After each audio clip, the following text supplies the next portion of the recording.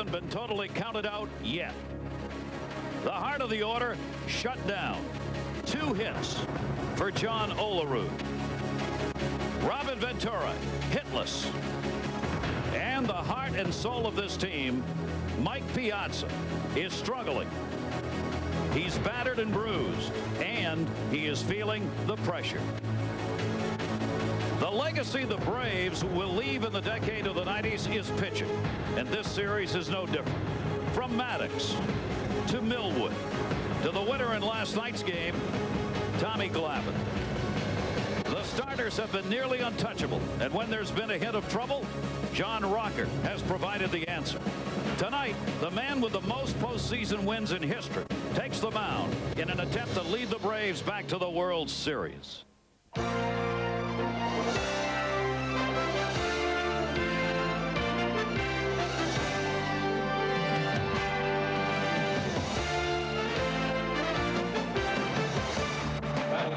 Shea Stadium in New York on another beautiful evening. Welcome back. Major League Baseball's National League Championship Series here in Flushing, New York, in the borough of Queens. For these fans and for all of us, the question is this the end of this Mets season? Because a victory here tonight by the Atlanta Braves, and these fans will see their last Mets game. The Atlanta Braves with John Smoltz on the mound, and the New York Mets throwing Rick Reed in Game 4 with the Atlanta Braves having a chance to wrap this up. Welcome, everybody around the world. Delighted to have you with us. I'm Gary Thorne along with Ken Singleton. And for the New York Mets, this may be their last game. This is finally one of those situations where you win or you go home. Yeah, win or go home. Last night, the Mets had a chance to get back into the series. His ability to change the way he's been pitching this year. He's had to do it, but it sure hasn't had any impact on his numbers. The postseason mark, the most wins ever with 12. He's gone from overhand to three-quarter delivery. There's really no way to describe the amount of pain I pitched with, the changes, and there has been, aches and pains that I've dealt with. I'm used to those. Everybody has them, and I'm just trying to deal with the best that I have that day, and I decided one day to try to see if I could take pressure off my elbow, and it has worked so far. John Smoltz will make the start tonight for Atlanta. For the New York Mets, perhaps their pitcher who is most like Tommy Glavine goes tonight. Yeah, he changes speeds very well. We're talking about Rick Reed, who's one of the better pitchers. Rick Reed will try. Last 4 starts. He's given up just 8 earned runs in 27 innings. The Mets' 17-9 record in the starts he made. He had a big win against the Pittsburgh Pirates a couple of weeks ago that put him into the postseason. Reed remembered that game.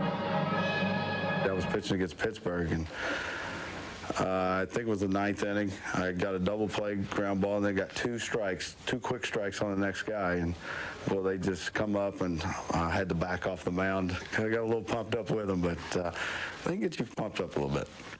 Kenny, they're going to try and do, the Mets are, what nobody has ever done, and that's come back from a 3-0 deficit. Yeah, they're in a deep hole. There's no problem with the Atlanta Braves side of it. They're up 3-0. They got their best pitcher in the postseason on the mound tonight. But the Mets, they got to come out fighting, show some thunder in front of their home crowd. So, can they do it is the question. The Atlanta Braves want to get it over right here and wrap it up. But as the Mets say, it ain't over till it's over. But they got to put the W up tonight. When we come back, Game 4. Wonderful evening for baseball here in New York. Over 56,000 total on hand here last night. An announced paid crowd of over 55,900 last night. And could not ask for a nicer evening for baseball than what they have here. But for these Met fans and the players, they know that it either gets done tonight or this 1999 season will be over. And that's exactly what the Atlanta Braves want to see happen here tonight. Well, the Braves would want to wrap it up as quickly as possible, get to Atlanta, have that extra day or 2 off, and get ready for the World Series, whether it's the Yankees or the Boston Red Sox that they would meet. But for the Mets side, they would at least, for pride, want to win at least 1 game here and put something up on the board. Nobody wants to be swept in a series. It just asked the San Diego Padres in last year's World Series. They were swept by the Yankees. Bobby Valentine and his coaches, of course, they got to be upbeat, but they know they're in a deep, deep hole. First appearance of the Mets in the postseason since '88, and it may end in a hurry here in the National League Championship Series. The Atlanta Braves helped along with a couple of changes that were made this season with the injuries that they had, particularly this man, Brian Jordan, who came over from the St. Louis Cardinals, signed as a free agent, and Brian Jordan put up first half numbers that kept the Atlanta Braves in first place. But he came from an opponent, like many in the National League, who had some specific ideas about what the Atlanta Braves were as a team. Kenny Singleton caught up with Brian Jordan. What was your impression when you first walked in the Braves clubhouse in spring training? Did you sense that you were with a good team? Yeah, I mean, there was a lot of confidence in the clubhouse. And, you know, outside looking in last year, when you played against the Atlanta Braves, you looked at those guys as arrogant, conceited. But, you know, now I'm playing against them. It's just a confident feeling. I mean, a confidence that you're going to win every time you get out there on the field, no matter what happens. And we've been faced with a lot of obstacles this year, but we overcame a lot, and guys have stuck together, and we had that attitude that we were going to still win. You know, although people were counting the Braves out with all the injuries, you know, we found a way. Speaking of injuries, you have not been, you've been injured too. Tell us a little bit about your hand and what's going on with it, and if you've been able to play through it. Yeah, it all started when I got hit in June. Got the pitcher's name from Montreal, but if I see him, I know the face. But, you know, it started then. You know, I'm an aggressive player, so I'm diving around all the time, and things just started getting worse and worse. And late August is when I was really playing in a lot of pain, and it was really affecting my swing and affecting me mentally. I mean, I was on a very... Kenny, you know, when he talks about pain, he's talking about pain, because this guy played in the National Football League, and there's some pain involved in that game, so it hurt. It certainly did, but he did make the right decision finally when he decided to play baseball. It can be a more lengthy, pain-free career, although when you get hit by a pitch like he did in the wrist or hand area, it can be quite painful and almost ruined a very, very good season. He still drove in 115 runs and hit over 20 home runs. He might have done even better. He had 17 homers and 71 RBIs in the pre-All-Star game section of the year, and then with the injury after the All-Star game, 6 home runs and 44 RBIs. He hit just .218 in the month of September, but that's when Chipper Jones took over offensively. So Jordan carried the ball club for the first half, and Chipper Jones came on and carried it second half of the season, and now both of them healthy and playing here in the postseason with a chance to move on to the World Series if they can get a win here tonight. It is interesting, Ken, that the New York Mets, as we mentioned, will try and do something nobody's ever done before. In 7-game series in the postseason, there have been 23 previous such series, and in those 23 best of 7, a team taking a 3-game-to-none lead has never lost that series. So no team has come back from 3 games behind in a 7-game series. Former Met, who was here in the 1986 World Championship team, catcher Gary Carter, with his son on hand here to throw out the first pitch in tonight's game. Gary Carter, whose nickname was the Kid, and he had that kid-like enthusiasm every time he stepped on a ball field.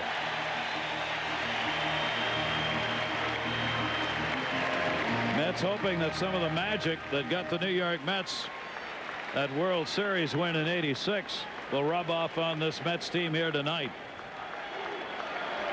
as they are going to need some magic and a miracle, in fact, if they're going to come back from a 3-0 deficit. As the umpire for tonight's game. Fans came in here tonight a whole lot quieter than they were when they entered the ballpark last night. This crowd will be with the Mets, but until the Mets do something in this ball game, they're going to be more of a sit-back crowd tonight. Well, they haven't seen much offensively from the Mets, and you were right when you said the Braves really haven't blistered the ball either. It's just that the Braves pitching has been that much tougher than the Mets, and the Mets' mistakes. Now remember, the Mets were the best fielding team in the history of the game this year. They only made 68 total errors during the course of 163 games. They have made 5 in 3 games in this series, and they've really hurt, including the unearned run that cost them the ball game last night. They do not, the Mets fans do not want to see this Atlanta Braves ball club wrap up a National League pennant here in New York. When we come back, game 4. Series off here at Shea Stadium as the Mets got here by beating the Arizona Diamondbacks 3-1. Now, in order to move on, have got to win 4 straight. There's the man they will rely on to get that first W, Rick Reed, making his way in from the bullpen where he had been throwing his warm-up tosses. This game delayed a bit in its start by about 10 minutes or more because the Boston Red Sox were playing New York, and for television purposes in the United States, they did not want to start this game until that game in Boston was over. And what had been described as the greatest pitching matchup in history ended up being a 13-1 Boston win. There you see, 18 Celsius, 66 degrees Fahrenheit, and the wind very mild here tonight, 6 kilometers in from center. The forecast, slightly overcast skies tonight, but really a great night for baseball. Yeah, and one of the reasons why this game was started later because the Red Sox would not stop scoring against the Yankees. It's 13-1. You know, I thought they had them when it was about 6 or 7-0. They poured it on. They might wish they had saved some of those runs. We'll have some highlights from that one coming up a little bit later on with Boston's 13-1 win over the Yankees. Pedro Martinez getting the win. Here's Rick Reed.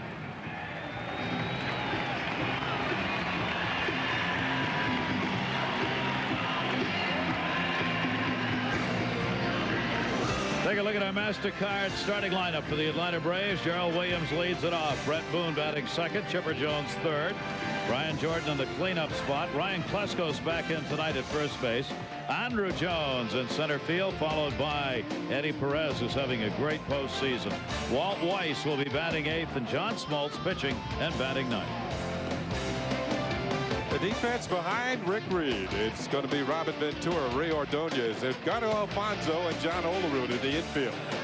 Ricky Henderson, Darrell Hamilton, and Roger Cedeno from left to right in the outfield, and Mike Piazza will be doing the catching for Rick Reed in this game 4. Here's a look at Mike Piazza, and of course, Met fans very worried about Mike Piazza, who's all beaten up to say the least, but his throwing has not been good. He's had a couple of errors in this series, including the big one last night that allowed the run to score, the only run of the ball game. Talking to Bobby Cox before the game, Kenny, you and I, it's clear he wants his team to continue to be aggressive on the base paths against Piazza and the Mets. Well, it's up to Rick Reed to hold the runners a little bit more closely, give Mike Piazza at least a decent chance to throw somebody out. But you can bet if the Braves get on early in this game, they will be running to try and keep the pressure on the Mets defense. Numbers on Rick Reed, 11-5. 4.58 ERA in the day of a lot of scoring. 4.5 is not all that bad. He's 3-2 lifetime against the Atlanta Braves. He made 2 starts against them this year. He beat them in Atlanta on June 25th as the Mets won 10-2. He worked 6 1/3 innings in that game. He started in Atlanta on September 21st and got a no decision. It was a tighter ball game. The Braves won it by a score of 2-1. The Mets only beat the Braves 3 times this year. Rick Reed has one of those wins. The umpires working tonight's game. Ed Rapuano has the plate. Jerry Lane, Jerry Crawford, Ed Montague, Jeff Kellogg, and Charlie Relaford, the umpiring crew tonight. We are ready to go. Game 4, and Gerald Williams will step in. He's been their leadoff batter throughout, starting in left field, 3 for 12 in this series. Rick Reed, the right-hander. First pitch popped up, shallow right field towards that corner. Cedeno, who's fast, is not going to get there.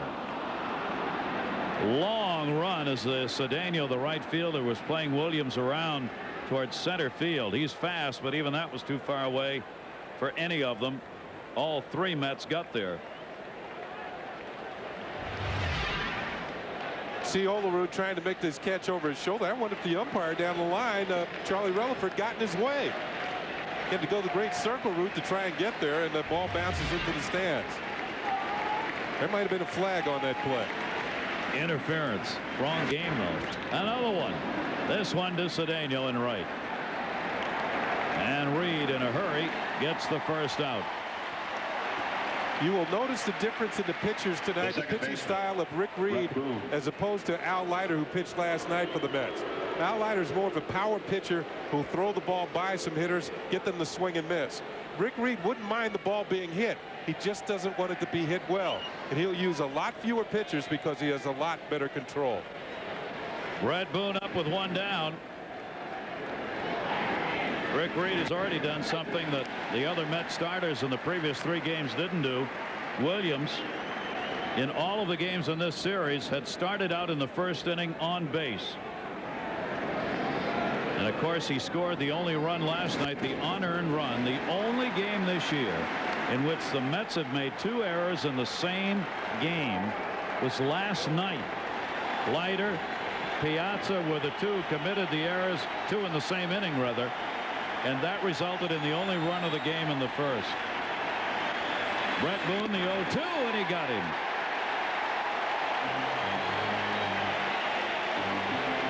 The third baseman, Chipper Jones.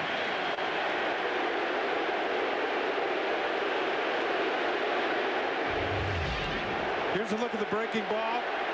Good curveball. Nice little snap on it. Piazza holds it. I don't know if Brett Boone got a piece of it. He might have as he checks to see what happened to the ball, but Piazza held on to it. And you can guess who's at the plate. Here's Chipper Jones. He really took it last night and again tonight. His given name is Larry. Nickname is Chipper. He doesn't like Larry, and the Mets, that's all the Met fans said last night. They're doing it again tonight. Towards second base, Edgardo Alfonso.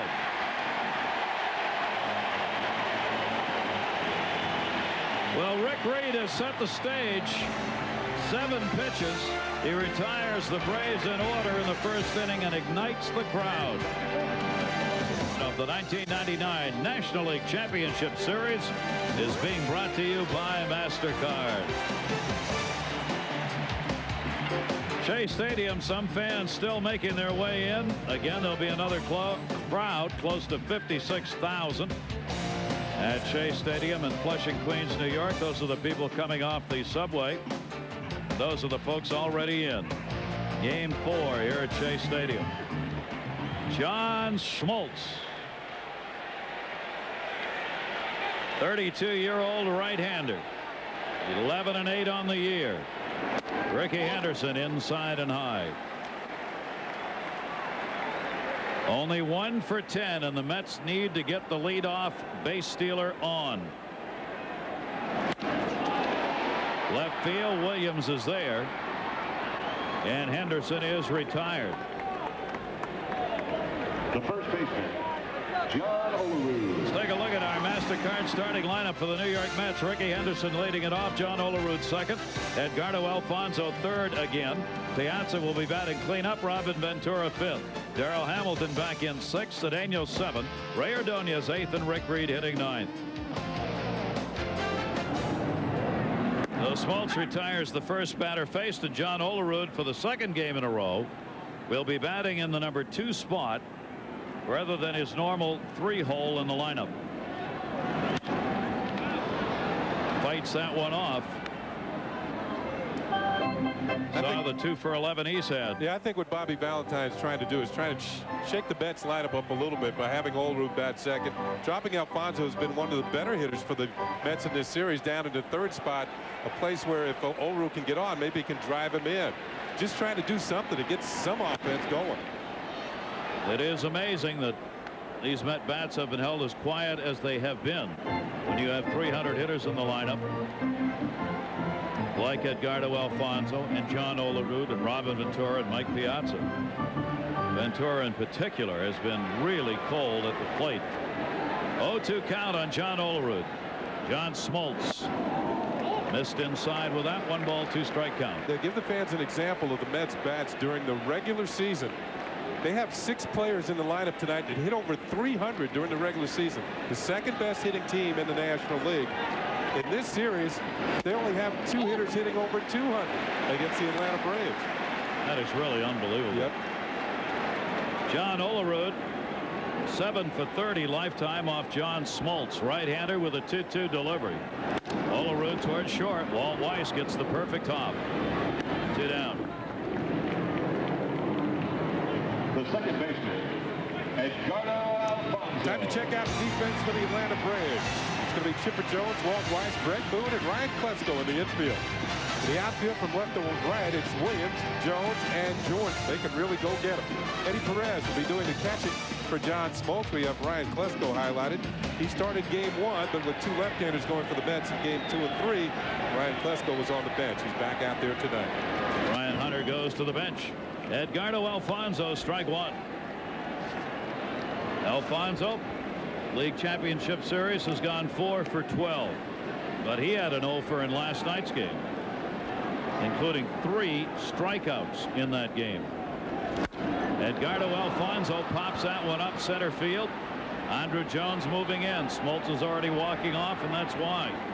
So these 2 pitchers have started out hot. 10 pitches thrown by Smoltz to retire the side in order. Took Reed only 7. Impact your week with Lee Friday Fury.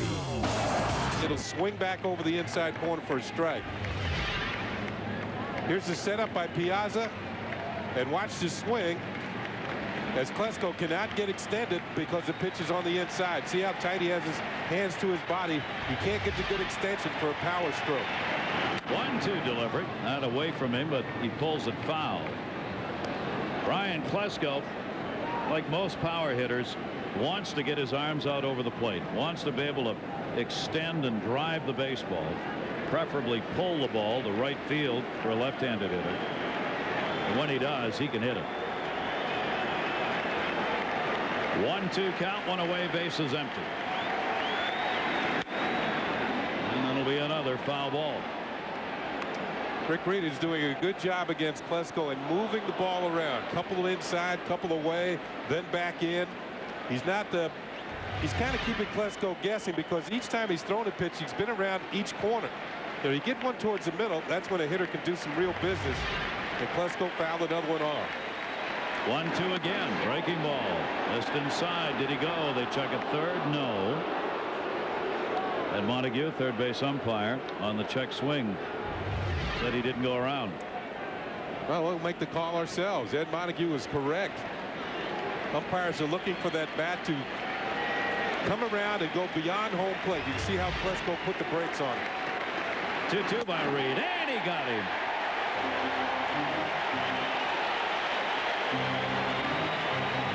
Two strikeouts for Rick Reed. That one coming on an 8-pitch at bat. Now remember the check swing prior to this pitch. It was down. This pitch is up.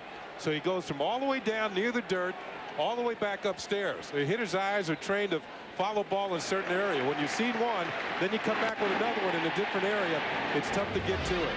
Good pitching by Rick Reed. That's how Rick Reed has to work. Andrew Jones up. He is not an overpowering pitcher and does not get a lot of strikeouts usually.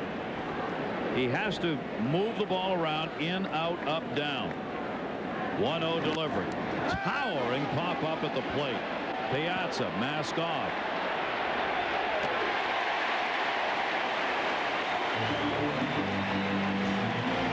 So Rick Reed has retired the first 6 batters faced. Piazza, tough play for a catcher.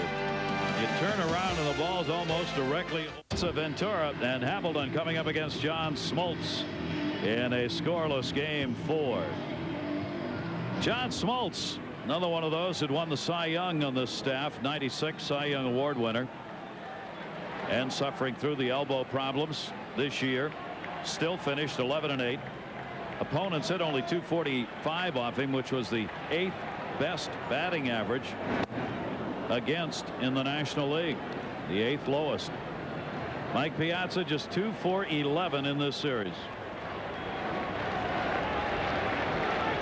And he's not done much against Smoltz either. Hung on to on the foul tip. 0-2 in a hurry. Yeah, he's chasing some bad pitches up and out of the strike zone. And you know, I would think with John Smoltz getting him to swing at those first 2 that were balls, this next one's not going to be a strike either. Career .234 off Smoltz with a lot of at-bats against him. Has had a couple of home runs off the Braves right-hander. Piazza's just so banged up from the season. A lot of bruises when you're catching at the major league level. And did he go? They check it first. No, he didn't. Now with the check swing, usually the catcher will ask the umpire at the home plate if it's any doubt whether he swung the bat or not, and I think he did. He was out of there. But they appeal it first. You see Eddie Perez asking the first base umpire.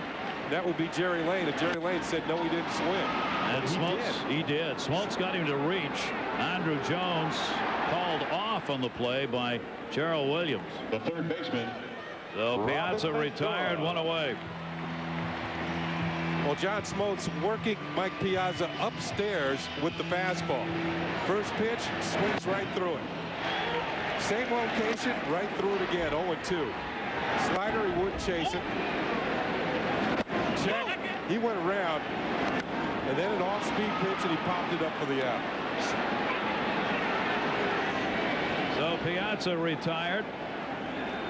1 away. Robin Ventura, 0-1 count on him. Fouls that back into the screen. Struggle for all of these Met hitters continuing the first time around so far. Robin Ventura's had an 0 for 9 against the Braves in this series and just 3 for 23 in the postseason. Nowhere near the numbers he put up in the regular season when Robin Ventura hit .301 with 32 home runs.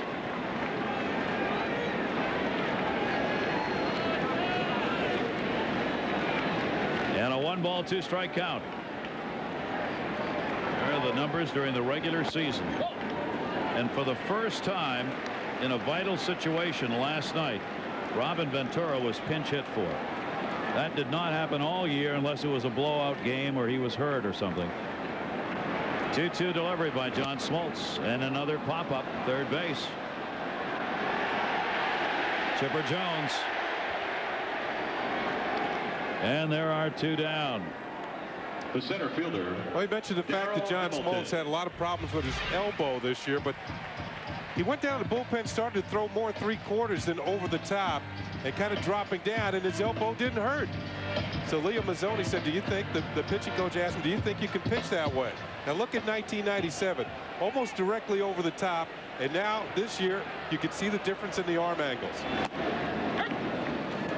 It's made him a whole new pitcher. The hitters said enough already. We couldn't hit him when he was throwing that way in 97 over the top. Now that he's dropped down, we can't hit him either. And the ball has more movement on it, so he's found a new way to pitch. You know, he was talking about the other day, if he continued to experience the arm problems, he was thinking about retiring. Because he didn't want to have any more surgery. Leo Mazzoni celebrating his 51st birthday today, the pitching coach of Atlanta. Darrell Hamilton back in the lineup, takes it up high. 1-ball 2-strike count from Smoltz. There's Leo. I asked him today, I said, look, you had this great staff throughout the 90s. What are the rules of the road here? He said, I got 2 rules of the road. The only things I want to know to help my pitchers against the hitters, what fastball can you get by a hitter? And what bad pitchers will they swing at like that? That's all I need to know. You tell me that. If I can tell my pitchers that, they'll go out and win. Well, John Smoltz and company doing just that. Smoltz gets the strikeout, still scoreless at Shea Stadium. It's going to the 3rd inning. You're still trying to make the major leagues. You should log on to MajorLeagueBaseball.com. This site gives you video highlights and live game audio. Play online fantasy video games and purchase the latest clothing at the official store. That's MajorLeagueBaseball.com, and we invite you to email us here at the game. We'd love to hear from you at MajorLeagueBaseball.com. We're sorry we haven't been able to get any of the emails on. Probably going to have to wait till the World Series, but we are collecting them. So for those of you who have done so, we'll get to them. Rick Reed goes to work here on Eddie Perez. Of all the people in either lineup, here's the hitter. 6 for 10, 2 homers, 3 RBIs in this league championship series. Breaking ball to short. Ray Ordonez.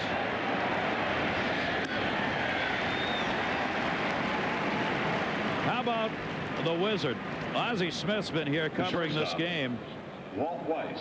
Looked at Ray Ordonez in the first games of this series and said, Ray is the best defensive instincts of any young shortstop I have ever seen as far as getting to balls and plays that nobody else can make. That's what's important. The great plays take care of themselves. He also makes the routine ones. Ozzie said they're always trying to compare shortstops to me. I have never found one yet who I would say yes until I saw Ray Ordonez play. Pretty hefty words from the Wizard at short for the Cardinals for all those years. Walt Weiss fouls that one back, and quickly an 0-2 count. It's hard to get into the Hall of Fame for just your glove work, but if somebody does, although Ozzie became a better offensive player later on in his career, but if somebody gets in the Hall of Fame for his glove work, there's the man right there. Ozzie Smith, all those years the leader of the St. Louis Cardinals infield. And a fine breaking ball, foul tipped and held on to by Piazza. 2 down. The pitcher, John Smoltz. Well, Rick Reed has picked up 3 strikeouts in the game, 1 in each inning so far, and 2 of them have been on the breaking ball. It's a good one. Players have several names for curveballs. They call it the yellow hammer, Uncle Charlie, the jug handle, you know. The Yacker. Yep. And Piazza catches the foul tip and holds on to it. The yacker, yeah, that's a good one too. These 2 pitchers are mowing them down. 14 up and 14 down in this game, and in a hurry. Look at that batting average for John Smoltz. Number 1 in the Braves staff, and in the National League, one of the best hitting pitchers, Ray Ordonez. So Rick Reed has gone through the first 9, not allowing an Atlanta Brave to reach. It took only 7 pitches to set him down there. Well, the pitchers dominating so far here. No score. It wasn't so in Boston today. Striking them out. And the Red Sox went on to win that game 13-1. Clemens came out of the game early. Martinez came out late after the Red Sox were well up. In the American League Championship Series, the Yankees now lead the Red Sox 2-1. John Smoltz to Roger Cedeno in a 2-0 count. And just like so many times before, when they build up a matchup as being the classic matchup, something just blows up. Gotta love this game for doing that. Oh, don't yeah, you? exactly, because you don't know what you're going to see when you come out here. You can see Chipper Jones in at third base, guarding against the speed and the bunting ability of Roger Cedeno. 3-0 count. Cedeno in and out of the lineup all year with the Mets in right field and center. He played center until Darrell Hamilton was acquired later in the year, then moved to right field, and then Ian Agbayani in large part platoon there. Smoltz comes in. Smoltz is not going to walk many. 1.9 walks per 9 innings, 5th best ratio in the National League. 3-1, and he comes right back to get it to 3-2. Seems to me, Gary, after watching John Smoltz, I didn't see much of him this year. He's got a more compact delivery. I mean, it takes a lot less strain on his arm. Very fluid, very smooth, huh? It's amazing that he could make that major adjustment and continue to throw strikes. Cedeno, gap in left center. That's a base hit. Williams will hold him to a single, and there's the first hit of the game. The shortstop, Ray Ordonez. So Cedeno's on, and will Bobby Valentine play this aggressively and start running in a hurry? Well, he's got the right man on base to try and get some offense generated. There's the base hit that'll get Roger Cedeno to first base. Now, here's a guy who was second in the league in stolen bases with 66. So if you're thinking about going that route, you got the right man out there. Tony Womack won the title in the National League with 72 stolen bases. Cedeno second, and Smoltz over in a hurry. Against John Smoltz this season, base stealers were 9 for 16. Ray Ordonez up. Nobody out.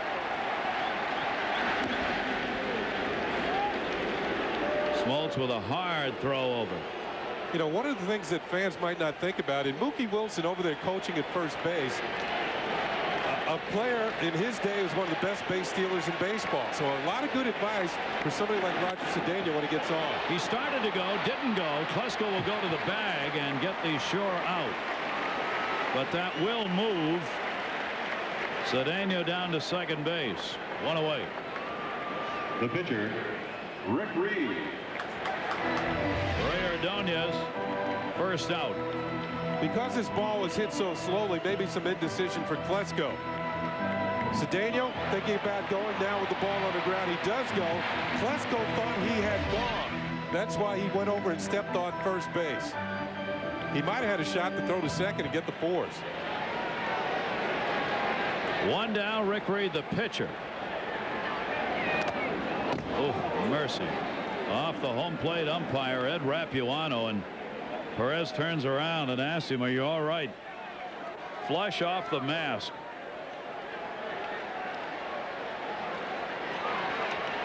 Oh, you've heard of those candies, those hard candies, jawbreakers? That's the baseball version of a jawbreaker right there. Off-speed pitch fouled off. 2-strike count on Reed. Reed's a decent hitting pitcher. Hit 244. Couple of doubles. 5 RBIs during the regular season. Anytime you have a pitcher over 200, he's a pretty good hitting pitcher. Runner at second base. Grounded to short. And did he get him? No. Throw to first. Weiss gets the out. Walt Weiss almost turned a double play right there. Cedeno had to dive in underneath Weiss's tag because he almost went to third. The only reason Cedeno is safe at second is because the avoiding dive. Now watch, he thought about going to third, now trying to get back. He's in there safely. Weiss does not get him, then throws on the first for the out, number 2. So Roger Cedeno thought about going to third, so now I better go back, and makes it. Rule is if you're a runner at second and the ball is hit in front of you towards third, you do not go. If it's hit behind you, probably you'll go. That time, though, Walt Weiss was so close to him that if Weiss comes up with the ball and Cedeno goes to third, he's got no chance. Weiss would have thrown him out at third base. Yeah, Weiss was playing up the middle with the pitcher hitting. He didn't think that Reed would be able to pull the ball. And you can see it's the same setup for Ricky Henderson. He doesn't think Ricky's going to be able to pull the ball either. 0-1 delivery to Henderson, and he wasn't even close on that. Henderson flying out his first time up, 2 down. Smoltz is working in a hurry. Met hitters are going to have to start stepping out against John Smoltz because he has a rapid rate going right now, and he's throwing all strikes. No score in the 3rd inning. Just missed on that one. You know, one thing you see from Ricky Henderson's 40 years old now, and as we all get older, we slow down a little bit. No. And one thing that happens is you can't swing the bat as quickly. Your reactions are not quite as quick. That's why you see hitters, they retire much earlier age than Ricky Henderson. You saying you slowed down as you got older? Well, I knew I should quit because I was fouling balls off that I used to hit, and I told myself it's not the pitchers, it's me. I can't get the bat out there quickly enough. So I said, I'll come upstairs and talk about it. There you go. Yeah. And isn't it much easier up here to talk about it? 2-ball, 2-strike count on Ricky Henderson. Henderson, the runner at second base, goes down swinging. Boy, the Mets are not even close here to Smoltz. The Mets now scoreless in the last 13 innings of this series. Leave a runner stranded at second base. Zip, zip. Tomorrow, our coverage, Major League Baseball International, brings you Game 5 if the Mets win. It'll be at 4 o'clock Eastern, 8 Greenwich Mean Time. Greg Maddux and Masato Yoshii, the scheduled starters for Game 5. But to get there, the Mets must win this ball game. There is Masato Yoshii, twisted his ankle in that last game pitched in Atlanta. But today, Bobby Valentine said he is well enough to go in his scheduled start tomorrow. So he waits to see if there will be another start this season. Gerald Williams fine postseason. The only Brave to get a ball out of the infield so far, and that's a foul ball. Flied out his first time up. First time in this ball game that Rick Reed has made a mistake with his breaking ball, and Gerald Williams scalded it. But for Rick Reed and the Mets, they were fortunate it went foul. One of the reasons he's so successful, Kenny, he retires 74% of leadoff hitters in a ball game. And when you get that first guy out, especially one with the speed of Gerald Williams, you can see how that breaking ball was kind of right there. 1-2 count on Williams. The major league hitters, if you throw a ball in the middle of the plate, that's why they're major league hitters. They're going to hit it hard. Great control showing up there by Reed. 33-year-old Williams puts another ball in the outfield. Chased down by Darrell Hamilton. The second baseman. One away. Brett Boone. Reed throws a ton of strikes. Here at home he went 3-2. He had only 5 decisions here at Shea Stadium. He was 8-3 on the road. But he had a much better ERA here at Shea Stadium. 3.86 compared to 5.14 on the road. Big difference. Breaking ball right through the wickets and a base hit for Brett Boone. Boone came up ready to go, and there's the first hit for the Braves. Remember the breaking ball that Gerald Williams pulled foul? There was one that was kind of in the middle of the plate. Brett Boone gets one in the same area, but he doesn't miss it. Right through the 5-hole. That's a hockey term. And a base hit. I did that for you, Gary. Thank you very much. Appreciate any hockey reference we can get. And the fans again on Chipper Jones. 10 in a row had been retired by Reed before Boone picked up that single. Boone is not a base stealer, but Bobby Cox has been playing very aggressive baseball in this series. Chipper Jones up. Could see a hit and run here. 1-0 count. We talked about how well Chipper Jones did against the New York Mets in the regular season as he checks the signs from third base coach Ned Yost. There were only 2 players who kind of outdid Chipper Jones against one team. And they were 2 big-name players. Mark McGwire hit .452 against San Diego with 8 home runs and 16 RBIs. Imagine, they just couldn't get him out.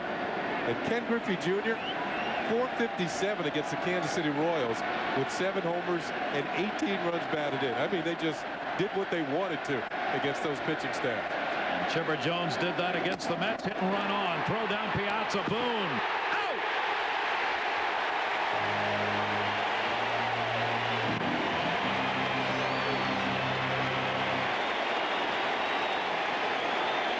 Well, Mike Piazza makes a statement finally. First Brave he has thrown out attempting to steal in this series. You mentioned Boone, not really a base stealer. There's the throw right there. Watch the quick tag by Ordonez, and Boone is out. Let's watch it one more time. Yeah, he got him, and he is gone. And an ovation for Mike Piazza. And the strikeout by Reed.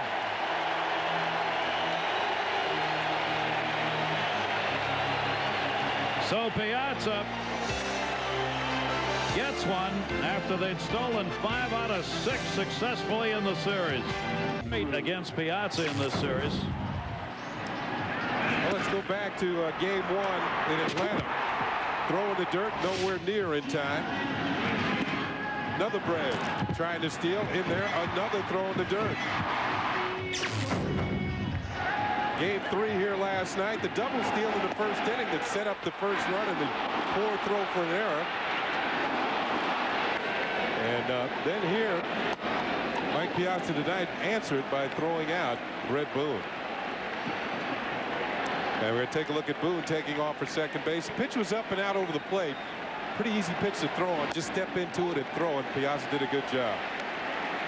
2-0 count on John Olerud. Now can they get the bats going? Threw out 24%, well below the major league average for catchers. That's not a good percentage. You need to be up about 31-32% just to be in the average. 2-0 count. Olerud, left field. Williams. Well, they continue to struggle in the middle of this order. The big hitters not getting on. Where can you find the game's greatest players and today's rising stars together on one super show?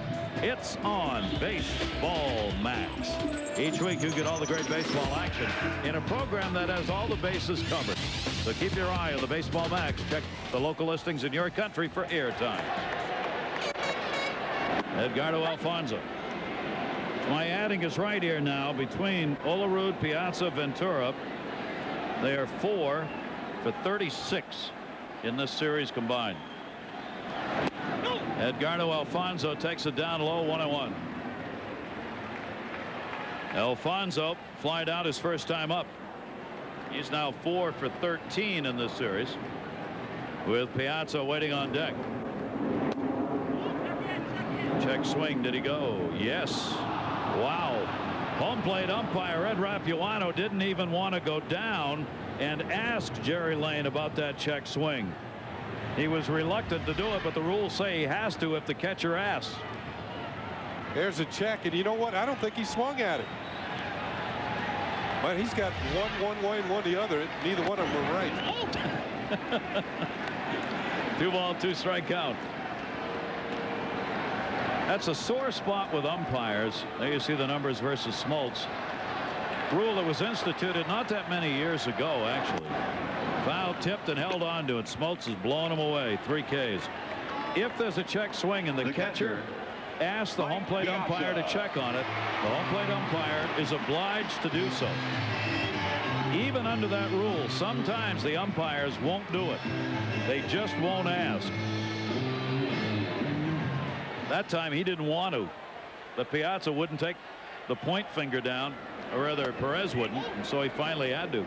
Piazza's up. We're talking about Piazza's throwing and the fact that threw out only 24% of the runners who attempted to steal this year. Over in the American League, to give an example on the other end of the spectrum, Pudge Rodriguez, who a lot of people feel is going to be the MVP in the American League. Nobody knows if it isn't Pedro Martinez.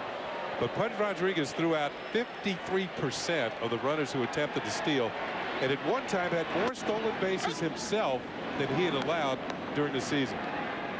And that is just a phenomenal and I mean, it was well into the season, past the All-Star break. Amazing. Piazza stepping out on Smoltz to try and slow him down. 2 down, nobody on. Piazza flied out his first time up. No score. Each team's had only 1 hit. We're in the 4th inning. Mets have got to win to extend this series. If Atlanta wins it, they will move on to the World Series. John Smoltz, 0-1 this year against the Mets, 9-8 lifetime against New York. Fastball foul back, 1-2. Leo Mazzoni talking with him before the game. Not only has Smoltz dropped down and changed that pitching delivery, he's also throwing a knuckleball. Leo Mazzoni said Smoltz in previous years had fooled around with it in the bullpen and on the sideline, but this year is actually throwing it 3 or 4 times per game. He will throw a knuckleball, and before this year he never did in a ball game. 1-2 delivered. Foul back again. You know, that will almost be you know, the hitters will claim it's not fair if he comes up with a knuckleball to go along with this arsenal. And imagine if his elbow starts to feel better and he can throw from on top, then from the side, and then they add a knuckleball. He'll pitch till he's 80 years old. All right, now he's pitching like he's 21 inning. That's 4 strikeouts as Smoltz and Rick Reed are locked up in the pitching duel that was supposed to exist in Boston today between Clemens and Martinez. Maybe the Rockets watching to see what was supposed to have happened there. Away here as the Atlanta Braves and the Mets in game 4 scoreless. Each team's had only 1 hit. A single by Boone in the 4th inning for the Atlanta Braves, and Roger Cedeno led off the 3rd with a single and was stranded at second base. He's the only player to get to second base tonight. Neither pitcher has walked a batter, and each has struck out 4. Rick Reed, Brian Jordan to right field. Cedeno will drift under.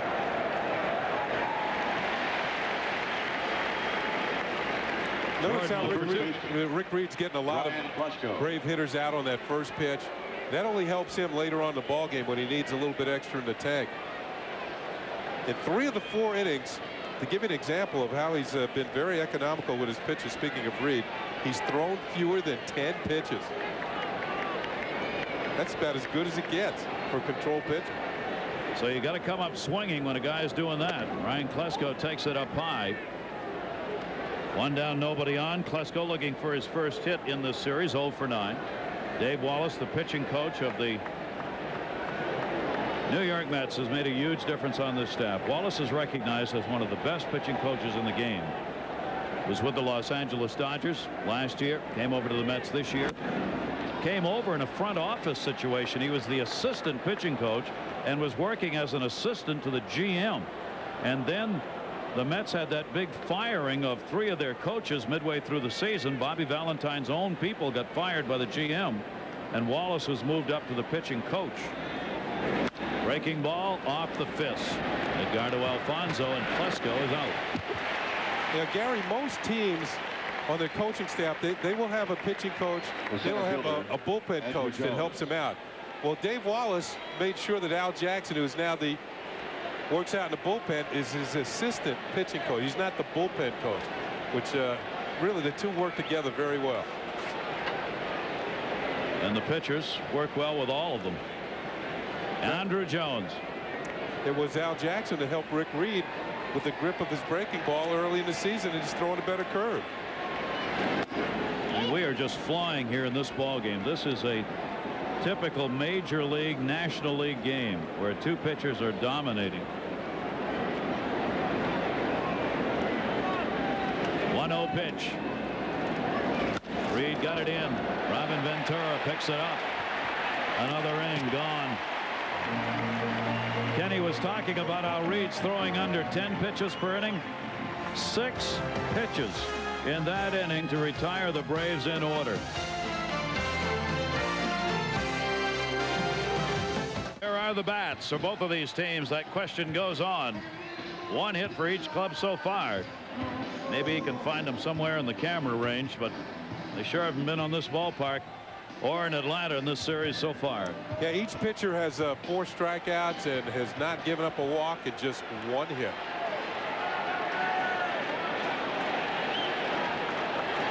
Robin Ventura, postseason 3 for 24, but 0 for 10 in this series, and an 0-1 count on Ventura. John Smoltz, the winningest pitcher in postseason history, putting on another show. Interesting that one of the reasons he's been so successful in the postseason, the club's Atlanta has scored a lot of runs for him. Only 3 pitchers have had a higher average run support in the postseason than has John Smoltz. Braves have averaged 5 runs a game for him. David Wells, Charles Nagy, and Bert Hooton, the only ones who've had more than that. Tonight, neither pitcher so far has had 1 iota of run support. 1-2 delivery. Second base, Boone. He got him. So the delivery changeup, instead of coming over the top, 3/4 delivery by John Smoltz, has not affected his effectiveness. And Leo Mazzoni, the pitching coach, worked with him to get there. Said, does it feel good pitching down there? He said yes. Mazzoni said, go ahead. He came down for a normal side session to throw and get ready for his next start, and he said, see, Leo, he said, when I throw from down here, my elbow doesn't hurt. And I said, you mean to tell me your elbow doesn't hurt from there, yet it's killing you up top? And he said, yeah. I said, well, start cranking it from down there and let's see what we got. Well, here come a nasty sinker and a slider and a cutter and a change, and I said, John, you mean you can throw like this from down there and it doesn't hurt? And he said, yeah. I said, well, let's go for it.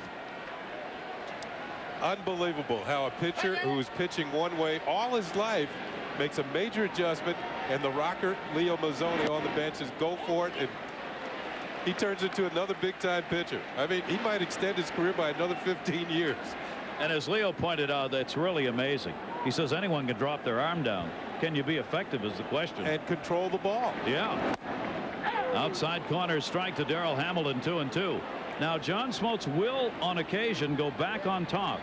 He'll throw a few pitches every game in which he delivers right over the top overhand. Just another way keep hitters guessing. Strike 3 in the inside corner. Tagged out by Perez. Hamilton did not like either of the last 2 calls, and look out, he's coming back to argue with Ed Rapuano. When an umpire takes his mask off, you're in dangerous territory as a player. Well, what he wants to know, and he's asking him, how wide is this plate? What am I dealing with up here?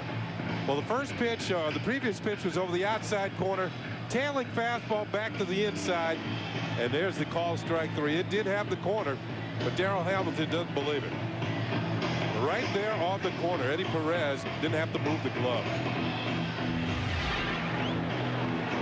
And Hamilton unhappy with it. 5th strikeout victim of John Smoltz.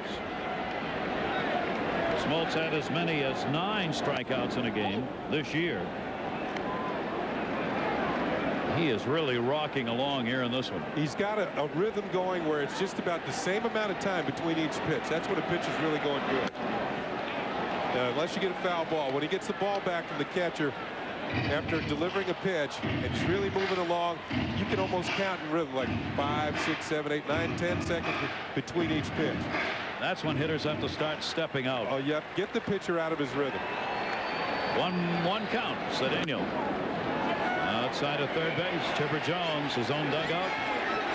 And that one's in the photographer's box. Fans want him to throw it back into the seats, and he does. He better be careful. They'll throw it back at him. Now the fans want those fans to throw the ball back out.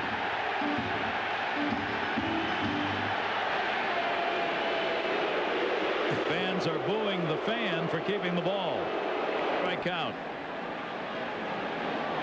Maybe it was a Braves fan.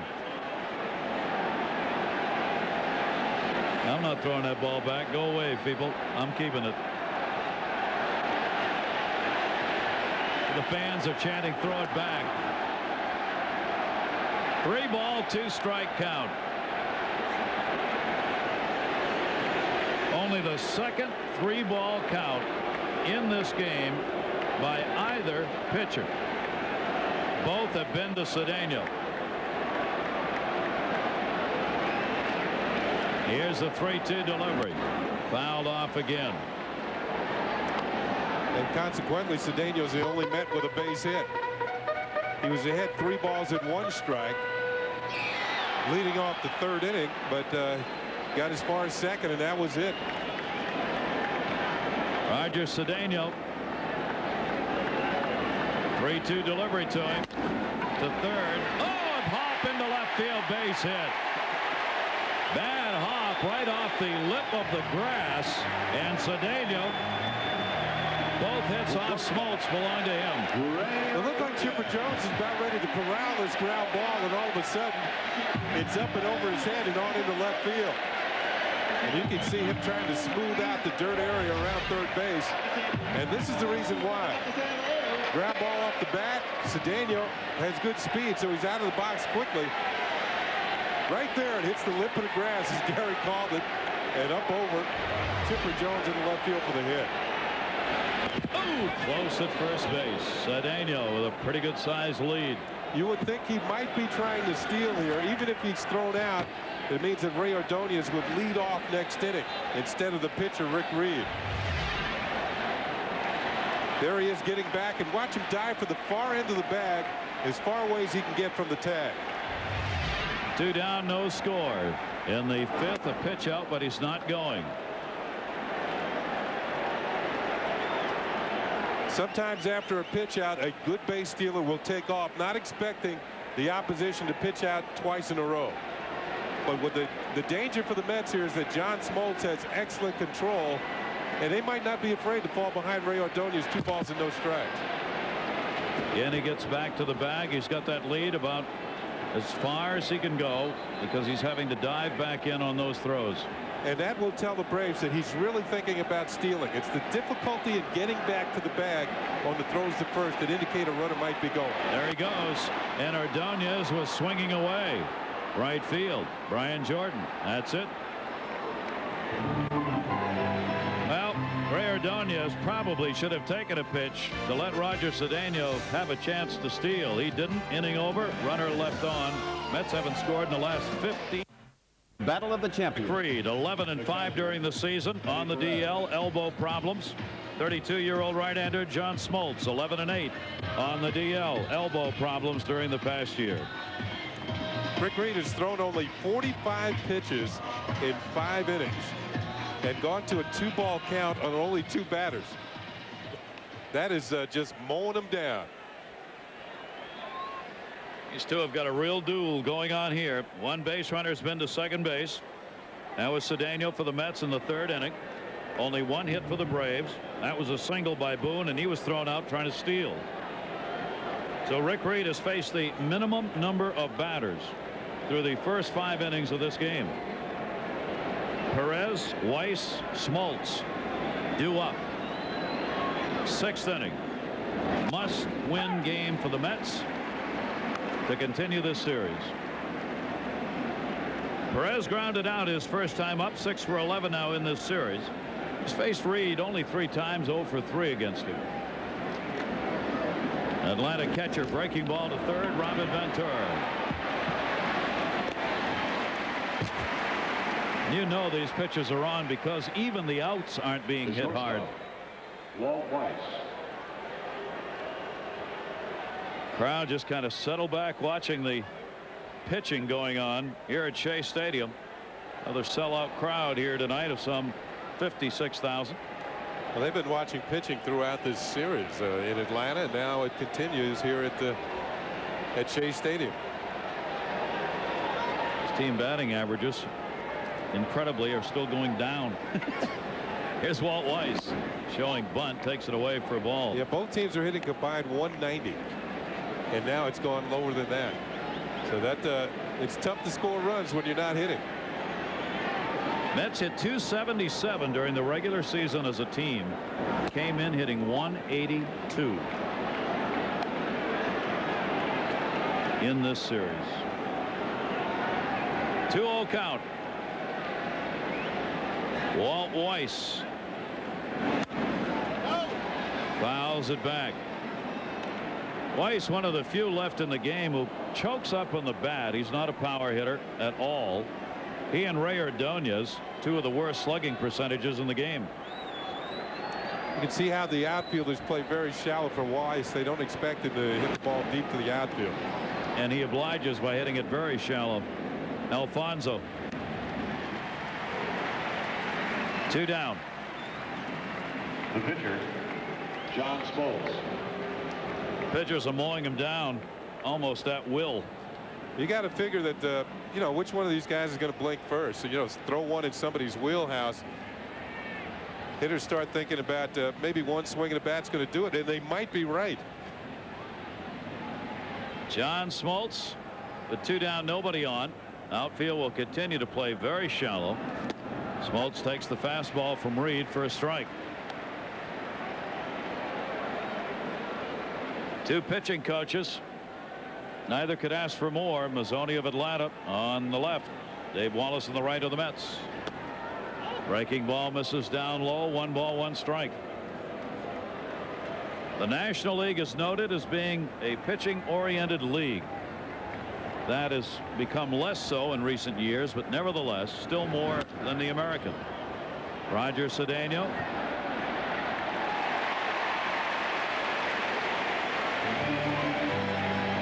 Through 6 innings tonight, Rick Reed has faced the minimum number of batters, 3 in each inning, and it remains 0-0. Shea Stadium in New York. 99 National League Championship Game 4. No score. Mets in a must-win. Smoltz and Reed getting it done. Venezuela on hand. Delavine broadcasting here at Shea Stadium tonight. And we welcome all of you who are joining us around the world. Major League Baseball International bringing you this Game 4 from New York. It's been a doozy. Here's Rick Reed. Leading it off, grounded out, top of the order. Henderson on deck. John Smoltz in. Smoltz hasn't walked anybody and has struck out 5.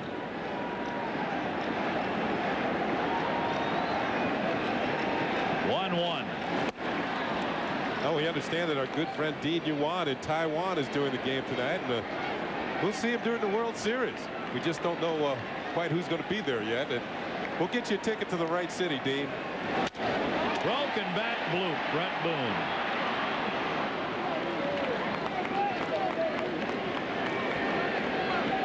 Neither pitcher has allowed the leadoff man on in this game in 6 innings. Ricky Henderson. And these outs are pitiful. I mean, here's a broken bat pop-up. You'd expect that from a pitcher, but you're right. I mean, John Smoltz has struck out 5. Hasn't really been a ball hit hard. Ricky Henderson is trying to slow Smoltz down and give Reed a chance to get back to the dugout as he comes very slowly to the plate. That comes from 21 years of experience of being a leadoff hitter. 0 for 2 in this one. 1 hit in the series. 1 for 12. And he has been way behind on John Smoltz's fastball. It looks like he's having trouble picking up the delivery, and that new 3/4 delivery from John Smoltz. And he pops it up. Klesko at first.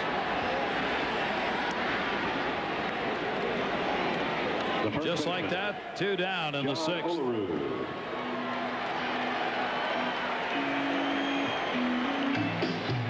Henderson retired.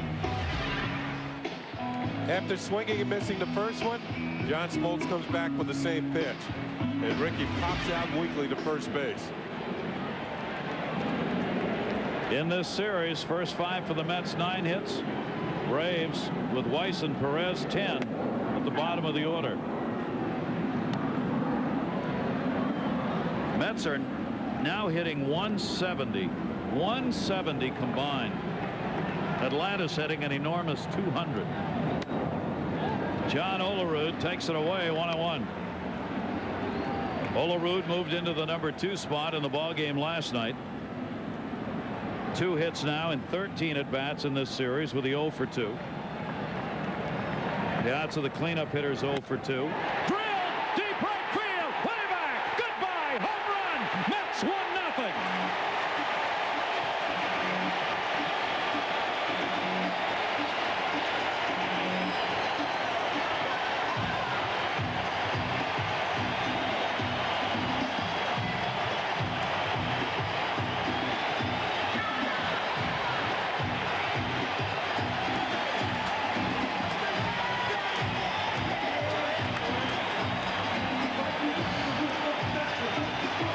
Talking about the fact that if you're going to hit 170, you better hit with some power to get some runs.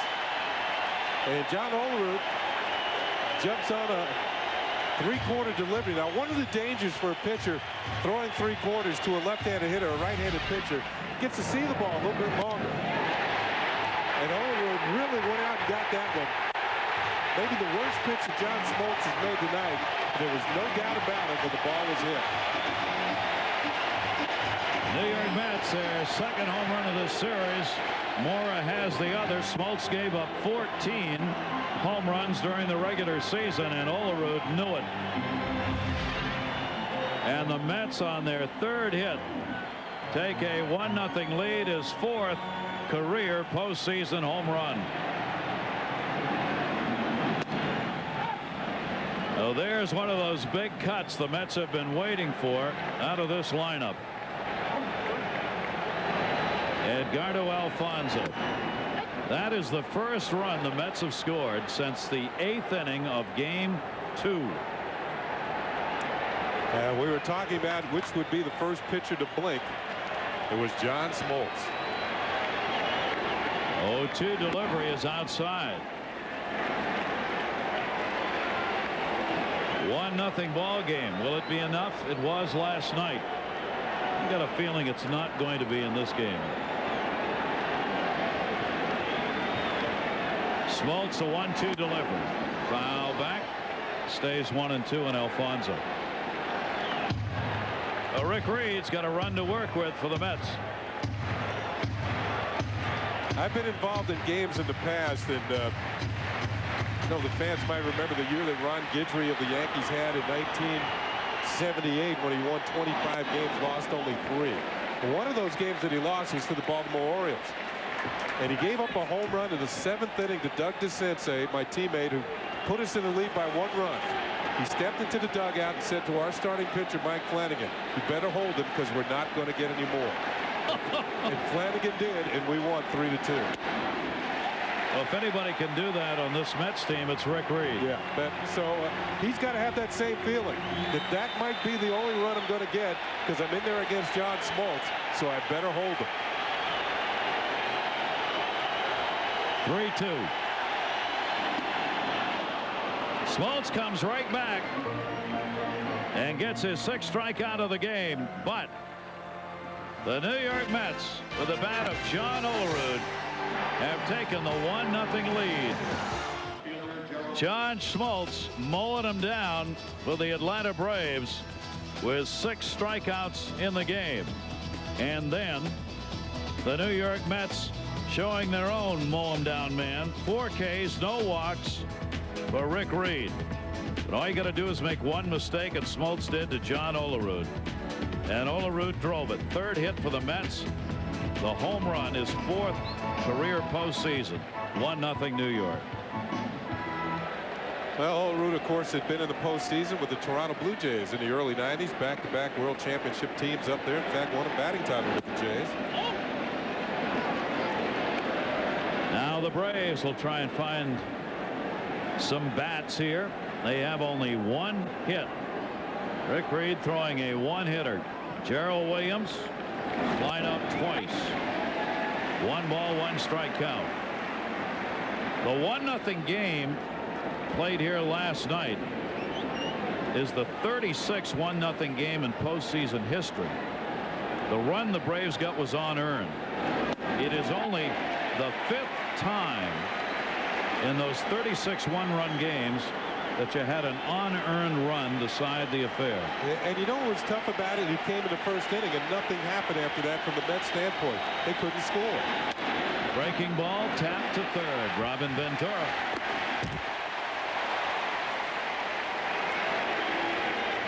The second baseman, Brett Boone. Rick Reed has the Braves down to 8 outs. He is pitching the game of his life right now, but not done. Just that 1 run up on the board. Boone has the only hit off Reed. A single came in the 4th inning. He was caught trying to steal, so Reed has faced the minimum number of hitters you can face to this point in the game. 0-1 to Boone is up high, 1-1. And Brett Boone has the highest lifetime average of any Brave against Rick Reed, so he's had some success in the past. He started out tonight at 364 against him.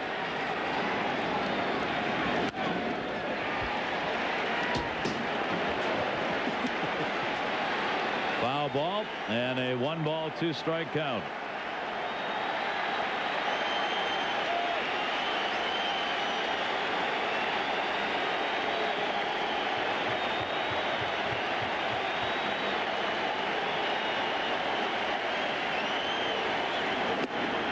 Pitch is taken outside. 2 balls and 2 strikes on Boone.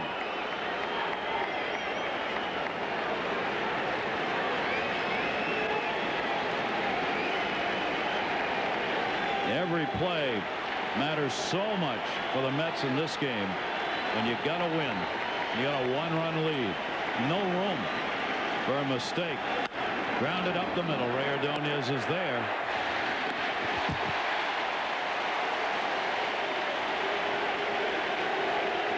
Two down. Rick Reed is well aware of that. And you can see the concentration on his face prior to every pitch. He wants to put the ball exactly where he wants to. He's been doing an excellent job all night. See him draw the hand back. You try and keep your bare hand away from a ground ball if you're a pitcher. And Ray Ordonez makes the play behind it. Just look at the concentration on his face. He has Chipper Jones at the plate now, a difficult hitter. 2 down, Chipper Jones. His bat quiet. Only 4 hits this postseason, all singles. Only 1 RBI. 1-0 count.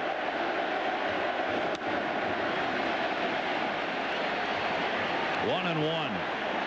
Rick Reed in his last outing in a must-win for the Mets against Pittsburgh threw a 3-hitter, shutting out Pittsburgh 7-0. He's coming back in this game, shutting out the Atlanta Braves on 1 hit. That 3-hitter was his best performance of the year. Reed, who has only 1 complete game, and that was it. 2-1 away. He just lost that one. That slipped. 3-1. He turns away in disgust. He's disgusted, and it's his first 3-ball count of the game. Yeah, but he's got to be careful on this next pitch. 3-1 on Chipper Jones.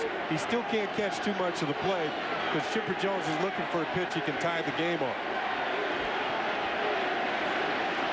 And immediately you saw Dave Wallace go to the bullpen phone. May have seen something there that indicates Reed is tiring.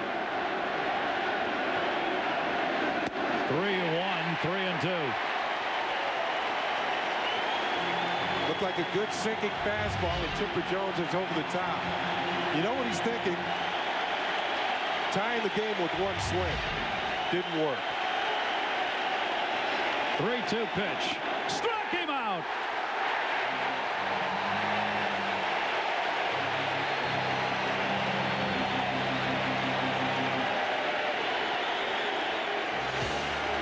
Rick Reed has 5 strikeouts, has given up 1 hit, and through 7 innings has faced the minimum number of Atlanta batters. 7th inning stretch time at Shea Stadium, New York. Gary Thorne, Ken Singleton are our crew with Game 4 that the Mets must win. And right now they are leading it by a score of 1-0. John Smoltz will go back to work. Hasn't been a walk in this game. Bottom of the 7th inning, Mike Piazza. And up high for a ball. 0 for 2 in this, 2 for 13 in the series. 1-0 delivery by Smoltz to him, ripped right through the fastball. It's that same pitch, that fastball up in the zone about bell time, maybe a little higher, and Piazza swings right through it. So you can see what Smoltz is trying to do. He's trying to elevate the fastball. See the target by Eddie Perez, not down low around the knees. Piazza's a good low ball hitter. He'll drop that bat straight down and lift the ball right out of the ballpark. Held on to on the foul tip. Perez is amazing at that. That's one of the hardest things catchers do. 1 is block balls, and 2 is hang on to foul tips. It's very tough to do. He handles them regularly, and Smoltz gets him looking. 7 strikeouts for John Smoltz. Third baseman.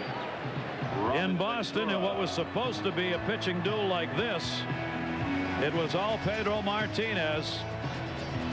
Throwing heat, throwing breaking balls, throwing change-ups. Yankees could not touch him. As Boston won it 13-1, Roger Clemens came out early in that game as he got in trouble with the second batter up in the ball game. Game 4 will be played tomorrow. Major League Baseball International will have coverage for you. Brian Klesko on the Ventura grounder. Smoltz gets over. 2 down. The center fielder, Darrell Hamilton. Game 4, the American League Championship Series. Red Sox trailing in that now 2-1. Tomorrow 7:30 Eastern, 11:30 Greenwich Mean Time. And if the New York Mets can win this ball game, we will be back here at 4 o'clock Eastern, 8 Greenwich Mean Time for Game 5. Mets must win for that to happen. Reed and Smoltz pitching as fine a game, both of them, as you'd want to see. Darrell Hamilton and Adam Ball. Williams is there, and that's that. 7 pitches is all it took for John Smoltz to retire the Mets. We've now completed 7. Reed will go back to work as the John Olerud home run, the only one up on the board so far for New York. It's been enough. Here's an unusual situation. That is Ricky Henderson, who's being taken out of the game after he had already gone out to left field. A defensive replacement, Melvin Moore, is coming on, and Ricky doesn't like this at all. You know, it looks like he can't believe it. Who sent you out here? You know, and I really agree with Ricky, because the fact is, a manager should let him know before he even goes out on the field. It's kind of embarrassing to be taken out in front of 56,000 people. You know, you should have thought of that last inning if you're going to make the change. See if he talks to anybody. No. He's going right. He's not happy about that. Bobby Valentine, the manager, came over to try and make amends, but that's a no-no. So Henderson is out and Moore is in left. First ball hitting Brian Jordan, deep center field. Way back.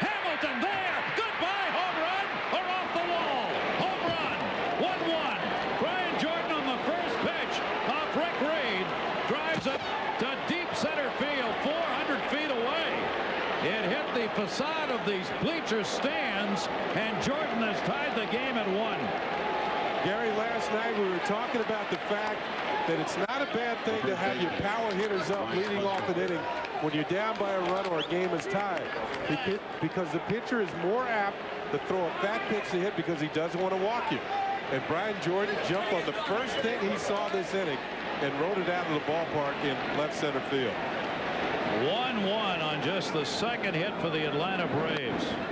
Now here's Ryan Klesko. Kenny, we just got through saying, you and I looked at each other between innings and said, this is Rick Reed's big inning. You can see the ball over the fence for the home run off the front of the bleachers.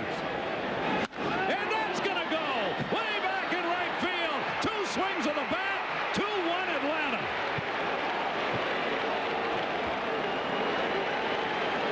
Back-to-back home runs for the Atlanta Braves. 2 home runs on 3 Rick Reed pitches.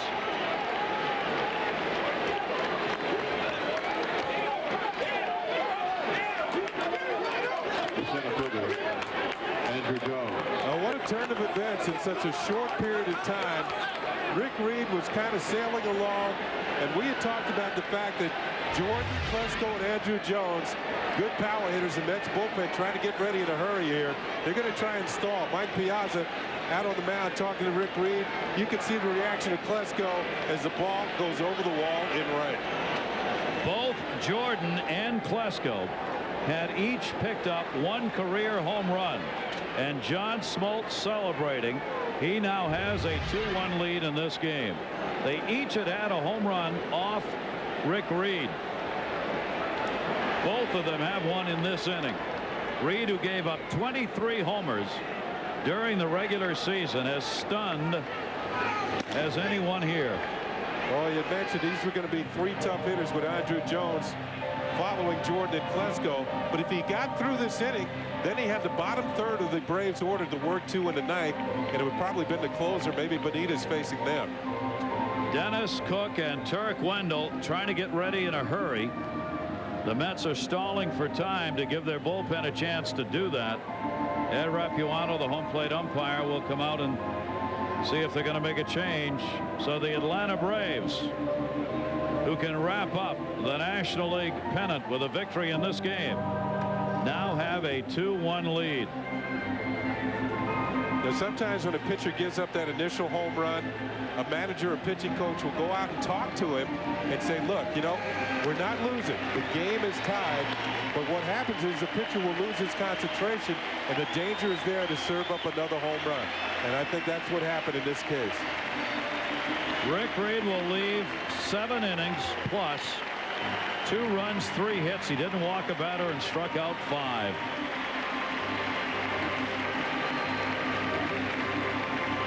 Three pitches thrown in the 8th inning, and 2 of them left the ballpark.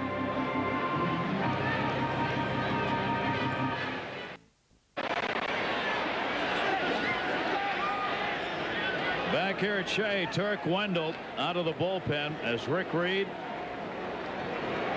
A tremendous line usually, but 2 home runs. Jordan's 3rd of the postseason and Klesko's 1st. And he leaves trailing incredibly 2-1. Turk Wendell's delivery hit by Andrew Jones to right field. Cedeno. That is the first out of the 8th inning. The catcher, Eddie Perez. Brian Jordan, first pitch here in the 8th inning. And Darrell Hamilton cannot get it. It is gone for a home run. Hit off the facing of the bleachers. Then Ryan Klesko. Remember, we told you he has one thing on his mind when he goes up there to swing. And there's a reaction of the Atlanta Braves, who realize now they're only a few outs away from meeting somebody in the World Series. Eddie Perez takes it outside for a ball. And both of them sitting right next to the hitting coach. Saying thanks. 3rd time Braves postseason. 2 home runs, same inning. Foul back by Perez.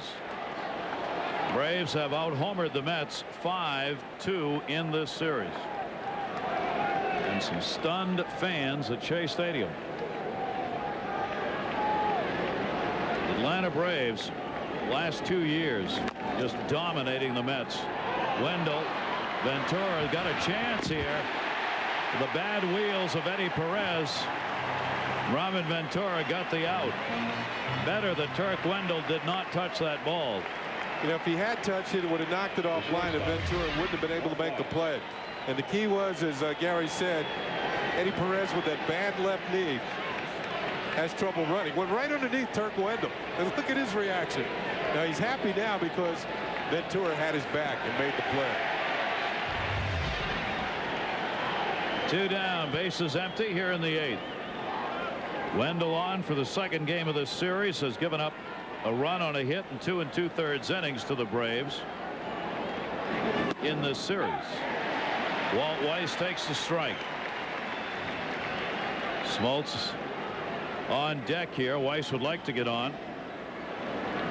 Smoltz would not have to lead off the next inning. Blew that one by him. 0-2.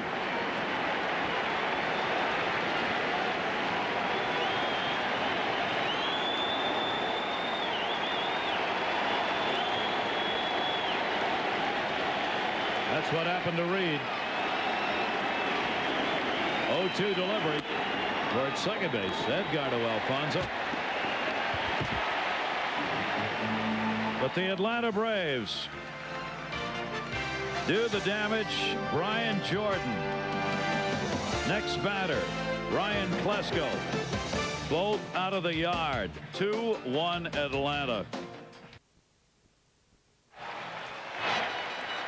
Now they sit in hope, Met fans. Mets must win or this series is over and the Braves go to the World Series. 2-1 lead, bottom of the 8th inning. John Smoltz. Roger Cedeno takes it outside for a ball. Cedeno's done the damage with 2 of the 3 hits. Ryan Hunter's on at first for Klesko. When Galarraga's playing first for the Braves and they hope he will be back next year, there will be no need for defensive replacements. Well, the best fielding first baseman in the history of the game.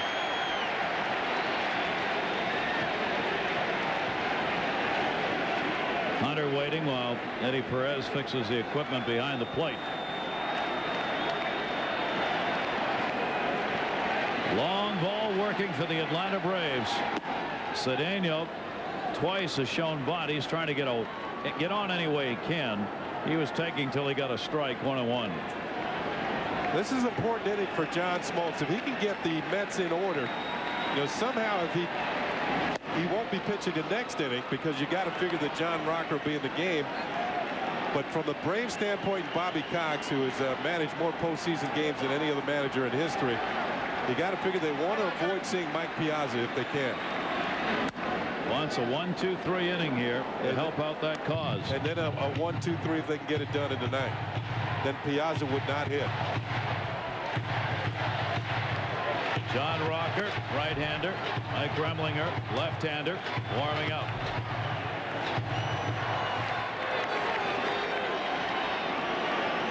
Bobby Cox has won more postseason games than anyone. And a base hit again.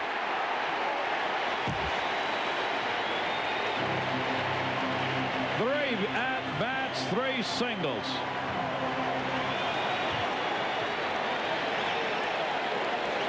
Well, the Mets have 4 hits in the game, and Roger Cedeno has 3 of them. They haven't found a way to get him out.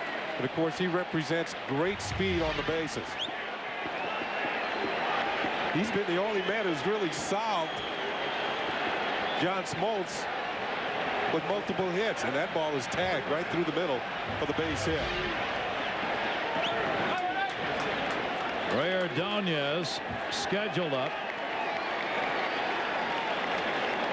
Was not going to hit.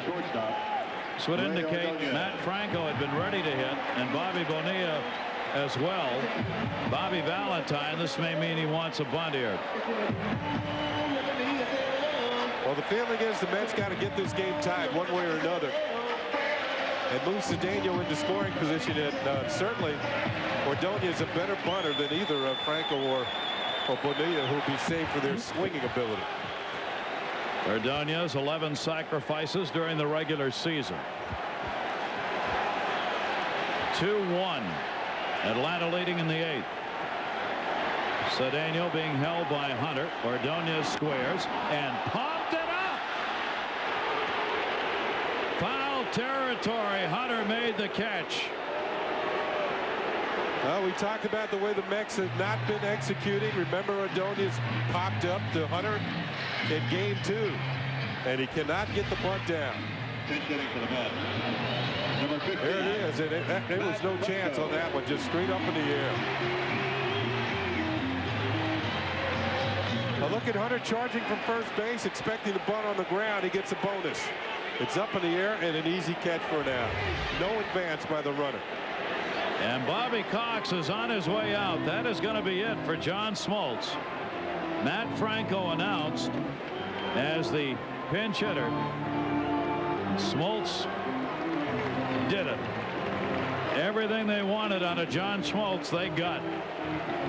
Gives up the 1 run on 4 hits, responsible for the base runner on. And leaves with a chance to win yet another postseason game. Opportunity to put away another win in the postseason. 12 postseason wins, the most ever. And here's his quote: "I love pitching at this time of year. I'm not afraid to fail. I always pitch at this time of year knowing that I'm going to win." And if he wins tonight, it'll be his 13th postseason win, more than any other pitcher in history. Pinch hitting for the Mets. Number 50. Whoa! They might need him later on. And it's amazing what we talked about. Neither team really hitting for average. So to score some runs, you're going to need to hit some homers. And all 3 runs in this game have been the result of solo home runs. A great line. No walks, 7 strikeouts. Too shy of his high this season in Ks. Leaves with a chance to win it. Now Benny Agbayani is announced as the pinch hitter for the pinch hitter Matt Franco. Matt Franco can't get an at-bat here in this series. Every time the Mets try and get him in, and he's their best pinch hitter, Bobby Cox makes the change, brings on the left-hander, and then Bobby Valentine has to bring on somebody else. Yeah, Matt Franco might have been the best pinch hitter in the league this year. He had some big hits, beat the Yankees here at Shea Stadium in the 9th inning with a hit off of none other than Mariano Rivera. Benny Agbayani with a runner at first. 2-0 count. You have a runner at first base, and Roger Cedeno is 2nd leading base stealer in the league. Well, the count 2-0 on Agbayani, I don't think he's going to go because this is a good hitting count. 3 for 20 as a pinch hitter during the season for Agbayani. Met pinch hitters in this series are 1 for 7. Todd Pratt, one of those. Backup catcher on the bench. Mike Remlinger, 10-1 record. His best season as a major leaguer. Agbayani fouls it back, 2-1. It's interesting. We were talking about Remlinger after the game last night when he was with the Mets. Couldn't get people out. Now he goes with the Atlanta Braves, and all of a sudden his career does a complete turnaround. And he's 10-1 out of the bullpen with great numbers to back it up. Few walks and a lot of strikeouts. Learn by watching your fellow teammates. Remlinger on for the 3rd game in this series. Benny Agbayani 2-2. Remlinger has worked an inning and 2/3 and given up nothing. Walking 1, striking out 1. 33-year-old veteran pitcher filling in a bullpen, hurt by injuries. Smoltz hoping he can hang on to a 2-1 Atlanta lead. We're in the 8th. 2-2 count on Benny Agbayani. Cedeno at first. Agbayani is out of there, and a pitch off the plate. 2 down. The left fielder, Melvin Mora. Gary called it out of the strike zone, and Agbayani actually swung at a couple of pitches out of the zone. You can't be too anxious in clutch situations. He's thinking about a homer, but a base hit would have put Cedeno in the scoring position. You got to think I got to walk before I can run here. You know, you can't look for the whole ball of wax.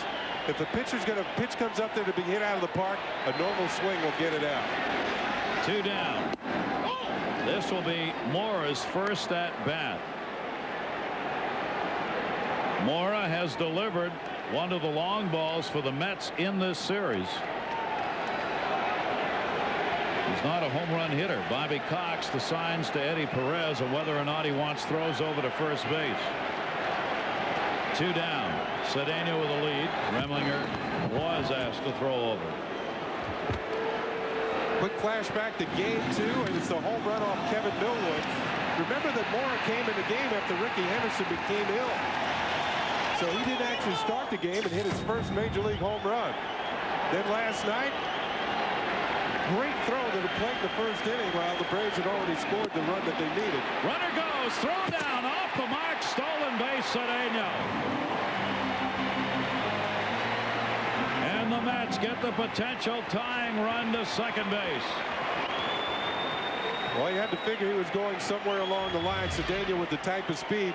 One thing about bringing left-handers into the ballgame for Bobby Cox, it also enables them to hold the runner more closely. Not in this case. Cedeno gets the good jump. On the first movement, he's gone.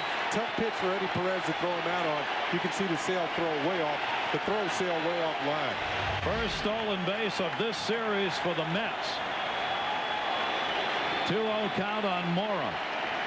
Mike Remlinger got it in. Down the line and foul.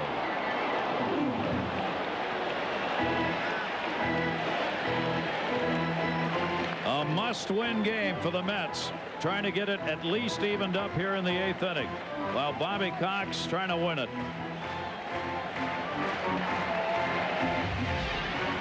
Mora going the other way. He had a couple of hits here last night. He's had 3 hits and 6 at-bats in this championship series. He's been probably the Mets' most effective hitter.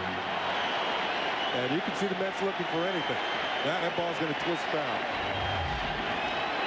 Remlinger with a 2-1 delivery. 3-1. Well, already, Kenny, what we talked about has not happened for the Braves. They did not get through this inning 1, 2, 3, so the meat of the Mets order is going to get an at-bat either here or the next inning.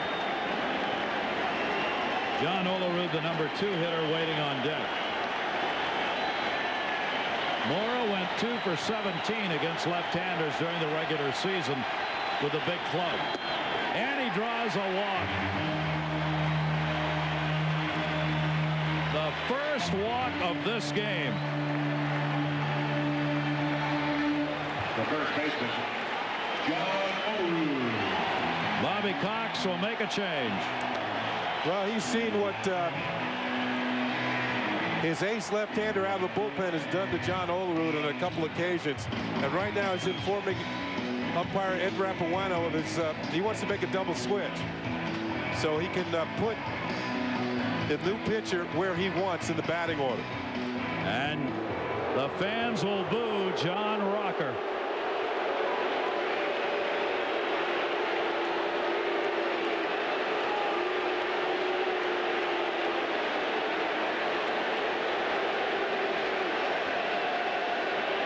And somebody threw a baseball at him as he came out of the bullpen. Walt Weiss will also come out of the game in the double switch. And we better explain the double switch. What's that mean is that with Weiss going out of the game and Bobby Cox bringing 2 new players into the game, he's bringing in the veteran shortstop Ozzie Guillen. Guillen will bat in the 9th spot where Remlinger was. And the pitcher Rocker will bat in Walt Weiss's spot. Weiss made the last out. So Rocker will bat 8th. And it'll be 9 more hitters before he comes to the plate again. There is a part of this, Ken, which is great for baseball with the fans, the New York Met fans on Rocker. There is a part of this, though, that's gone over the line. There were a number of death threats today called in to Shea Stadium regarding John Rocker. The New York City Police Department has had the bomb squad out here with the dogs that sniff for bombs all day. And they are very concerned tonight.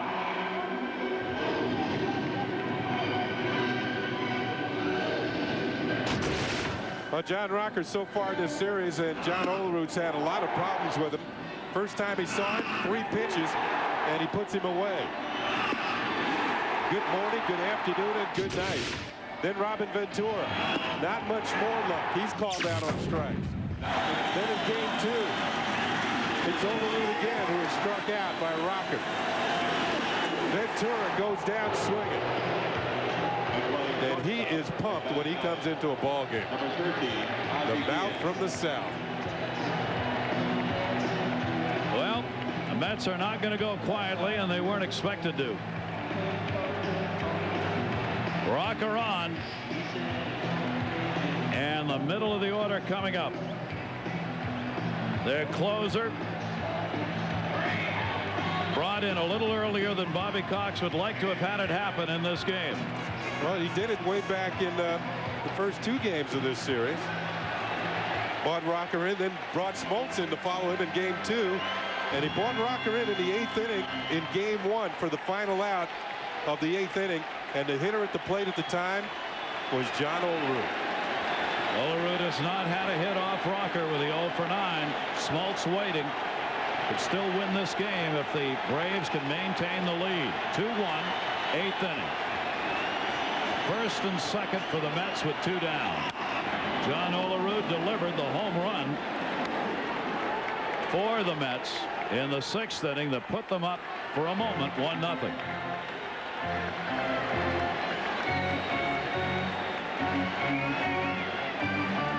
The leadoff single by Cedeno. He stole second. And with 2 down, the walk to Mora. Now Olerud with an 0-1 count. Fastball missed inside, 1-1. And you hear that groan at the end of the pitch. That is Rocker. As he delivers, he's giving it his all.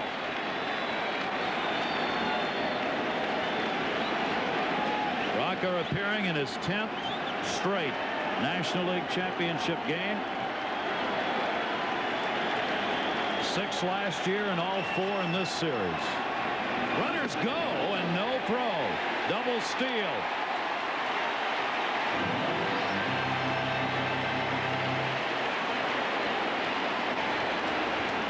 You know, Eddie Perez not taking a chance on throwing the ball and maybe throwing it away.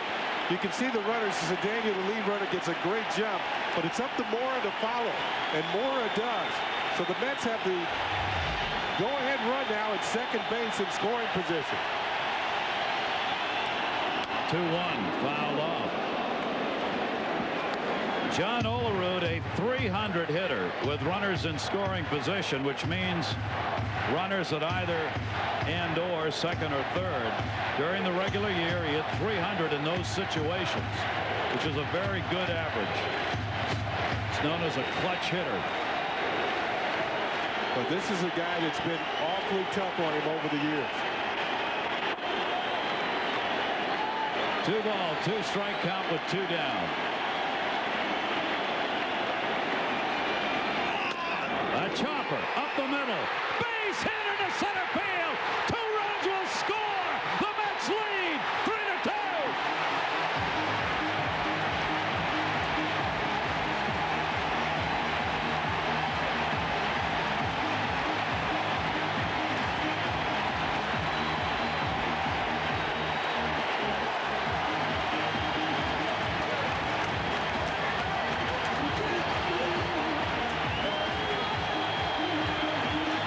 The guy who should get an awful lot of credit this inning is Roger Cedeno.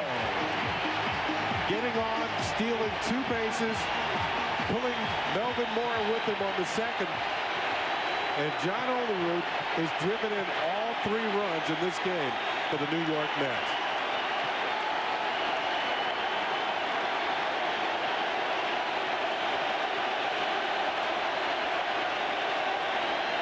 Edgardo Alfonzo with 2 down. So the Mets have come back with 2 runs in the 8th inning. Here's a look at it. Ozzie Guillen, at one time, had a lot more range than he has now. He's a veteran shortstop, cannot get to it off of his glove, and 2 runs come in to score. 0-1 delivery. One of those runs will be charged to Smoltz. Another will be charged to Remlinger. And it was the only walk of this game to Melvin Moore. That is the difference. Remlinger is now the pitcher of record. Smoltz non-decision. 2-strike count on Edgardo Alfonso. And he swings through it. But the Mets trying to extend the series.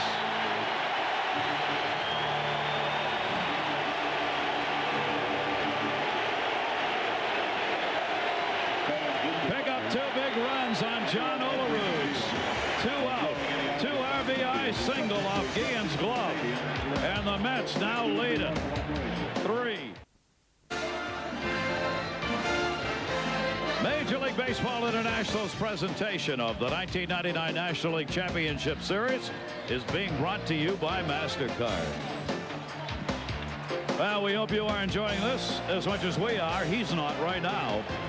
Rocker giving up that hit to Olerud, and the Mets lead it 3-2, and they go to the 9th. The Mets 3 outs away from extending this to Game 5. Ozzie Guillen against Armando Benitez, the Mets closer. Up high, ball 1. A couple of subtle little things in the last inning. We mentioned the double steal, very important. Roger Cedeno getting on with a leadoff single. The double switch by Bobby Cox to get his pitcher into a more benevolent place in the batting order, taking out Walt Weiss, who has more range than Ozzie Guillen at this point. Benitez falls behind Guillen in his first at bat here. Inside corner, 2-1. Benitez has appeared in 2 previous games in this series, has worked 2 2/3 innings, hasn't given up a hit or a walk, and has struck out 5.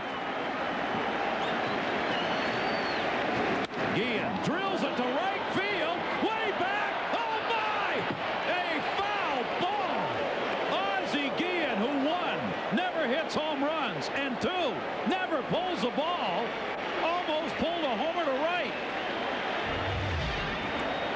Down the line, and look at it twist. Shea Stadium got awfully quiet until this ball landed. About 5 feet foul.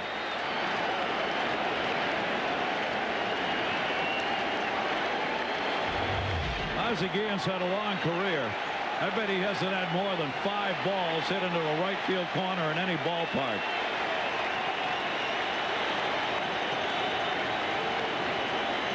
Here's the 2-2. 3-2.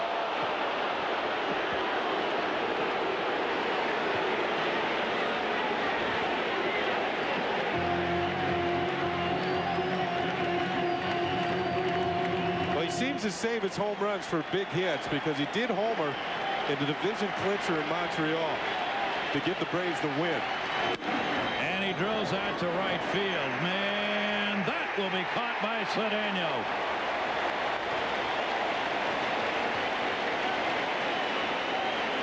One down. Well, that was well hit too by Guillen. I was talking to Benitez before the game as we watched Cedeno make this catch on a solid line drive, and he told me that one of the hitters in the Braves lineup that gives him a lot of trouble is at the plate right now. Gerald Williams. He pitches well against the Braves, but he says that Gerald Williams has a very quick bat, and he just can't seem to really get the ball by him. We'll see what happens here. See the 3 for 7 he's had against him, and he gets a towering fly ball to right. Cedeno.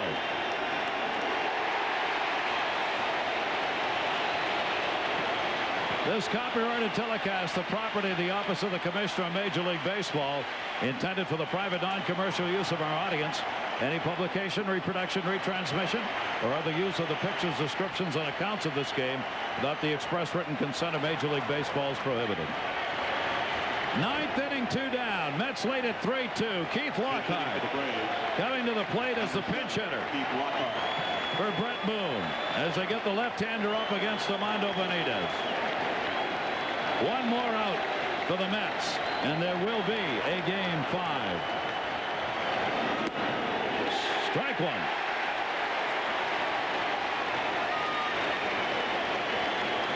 Lockhart, who had been the Braves' regular second baseman last year until the trade for Brett Boone this year.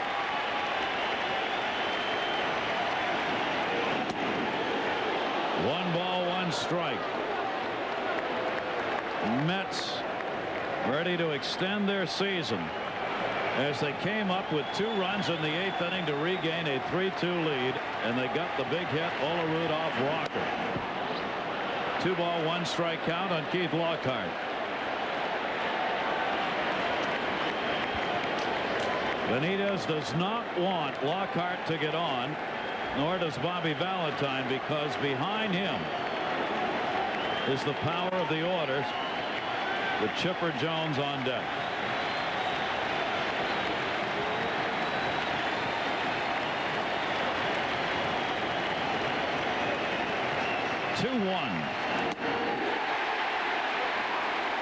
There's a subtle move by Mike Piazza on that last target. He knew that Benitez was missing outside, so he moved the target inside. Benitez still missed the target, but the ball was over the plate.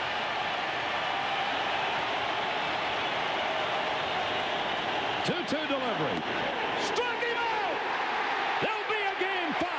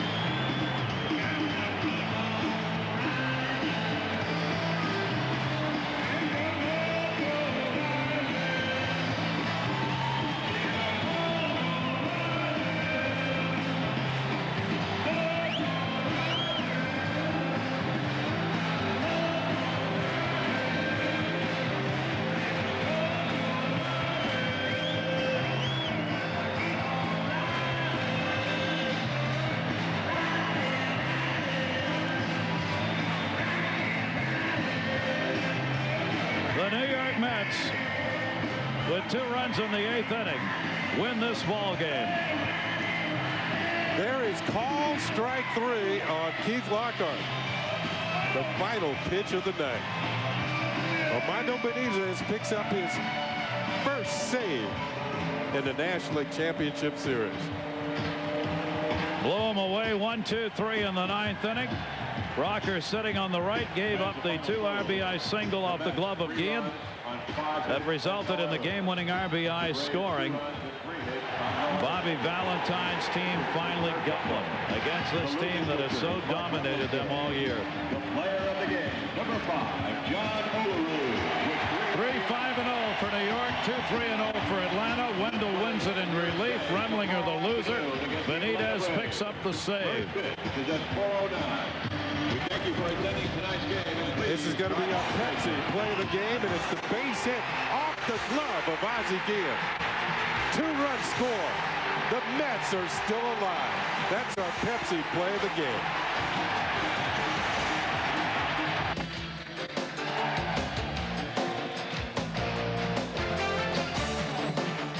And our priceless moment in this game brought to you by MasterCard. When John Olerud got that hit, Rick Reed, who started this game, came out to celebrate. He couldn't get the win, but he sure held him in. And yes, they can. So we will be back here at Shea Stadium tomorrow for Game 5. Tomorrow at 4 o'clock Eastern, 8 o'clock Greenwich Mean Time, with the Braves leading in the series 3-1. Hope you'll join us again. Major League Baseball International's coverage also of the American League Championship Series Game 4. The Yankees and the Red Sox tomorrow at 7:30 Eastern, 11:30 Greenwich Mean Time. As the Red Sox won today, the Yankees lead 2-1. Once again, our final here, New York, with a 3-2 win over the Atlanta Braves. And what a game it was, dominated by John Smoltz, the starter. for the Atlanta Braves. Their bats were quiet, but Smoltz was red hot.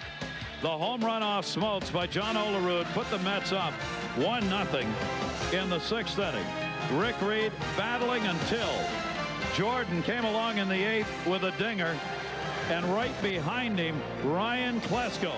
Back-to-back home runs in the 8th inning, and it looked like Smoltz was going to win, and so were the Braves. But the Mets, who've had a battle back all year, did not get their collective heads down. And John Olerud came through with 2 on in scoring position with a 2 RBI single. He had been 0 for 9 against Rocker before that base hit. And Benitez, the save, retiring the side in order. For Kenny Singleton and all of our crew, this is Gary Thorne in New York.